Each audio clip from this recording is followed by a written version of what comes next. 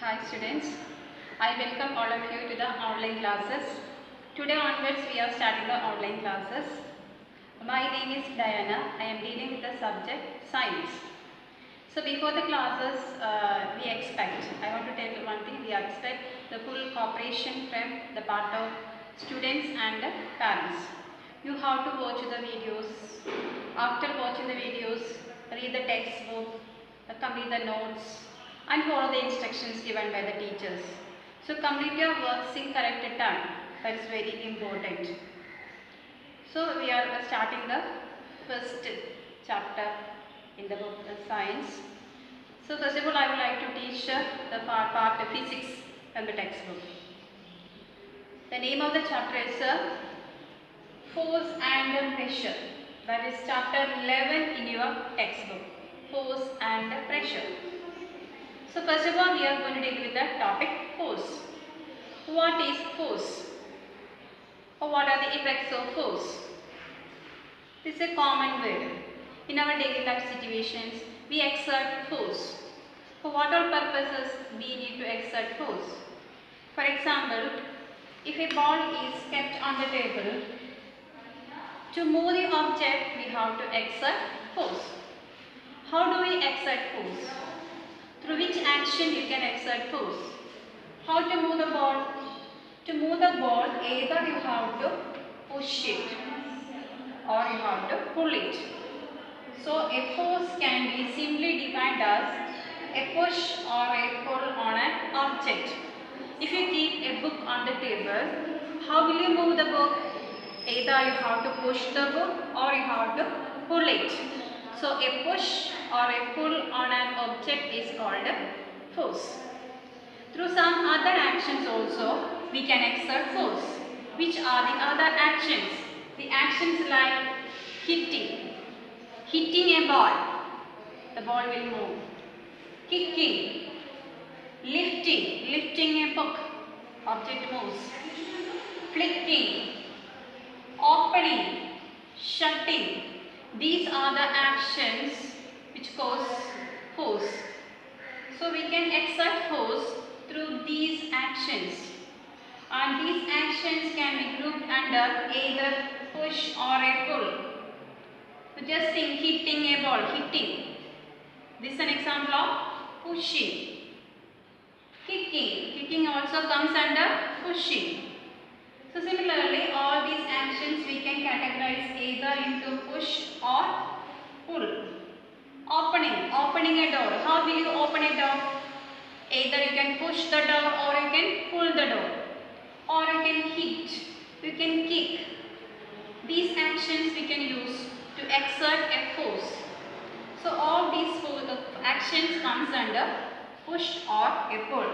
So a force is simply defined as a push or a pull on an object.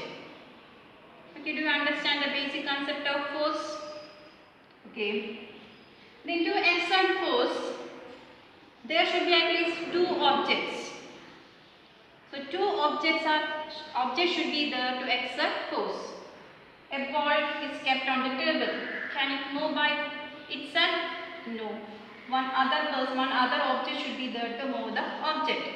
So forces are produced due to interaction of at least two objects. So forces are produced due to interaction. How many objects should be there?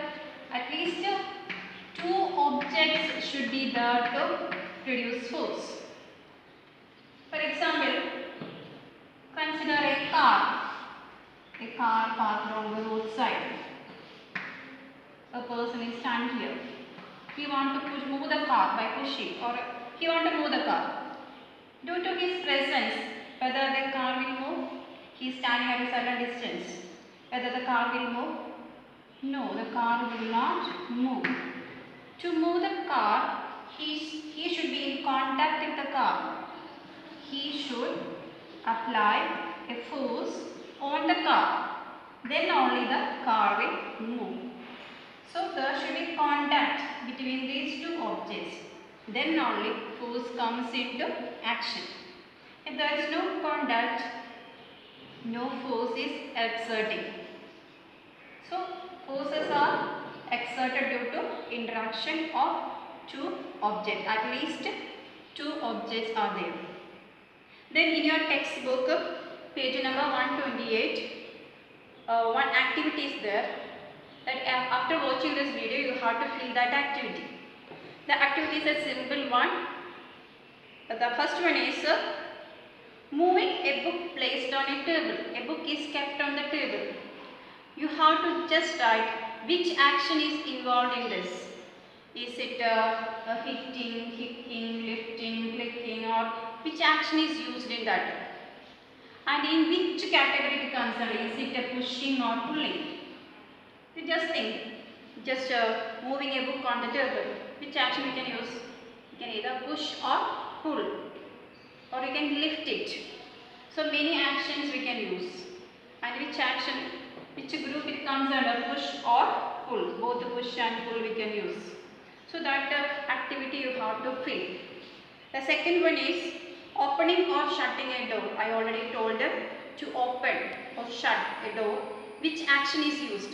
You just think or do this activity in your home. Just open the door or close the door. Which activity you have used among this? And which group you can classify it, push or pull. Just think and write. The next one is drawing a bucket of water from well. To draw water from the bucket of water from well, which action is used? Is it hitting, lifting? Which action is used? Think. And which group? Pushing or pulling? Think and write. Okay. A football player taking a penalty kick. So which action is used? Think and write. That's very easy for you. A cricket ball hit by a batsman. So you have to imagine the situation. A cricket ball is coming towards a batsman. What is his action? Just go through the actions. Which action is used? In which group it belongs? Pushing or pulling? You think and write. Moving a loaded cart. Which action is used? Opening a drawer of a table. Which action is used? So you have to fill this activity. You have to just put a tick mark. Which action is used? Some actions are given: pushing, pulling, lifting, like that. And which group? Is it pushing or pulling? Just put a tick mark only. If any other action is there, another column is there, you can write that action there. Okay. If some other action is there, you can write that also. Okay. So force are produced due to interaction of objects. Okay. Let us study more about forces. Consider a huge box. It is being pushed by a person. The person is pushing the force. That means he is applying a force on this huge box. To move the box, he has to apply a large force. If one more person joins with the first one, he is also applying a force on this object. So both are applying force in the same direction. So it will be easy for them to move the object, because the total force is equal to force exerted by the first person plus force exerted by the second person. So if the forces act from the same direction, total force will be the sum of individual forces. If the same person stands on the opposite side and he is applying a force on this box, here, in which direction this box will move? The box will move in a direction in which the person applies large force. If he is applying a large force, object will move in this direction.